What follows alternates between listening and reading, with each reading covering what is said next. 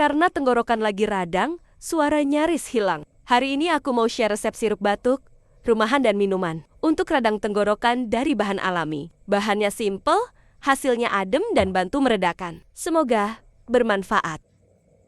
Bahan untuk radang tenggorokan, 3 gram bunga, chrysanthemum, 2 gram goji berry, 1 SDT, bubuk kunyit, 200 ml air panas. Ramuan ini berkhasiat mengurangi rasa sakit pada tenggorokan karena mengandung anti radang dan antioksidan dari senyawa kurkumin pada kunyit dan senyawa zeaxanthin dari goji berry dan chrysanthemum. Selanjutnya, untuk sirup batuk, 7 butir lada hitam, 3 butir kapulaga.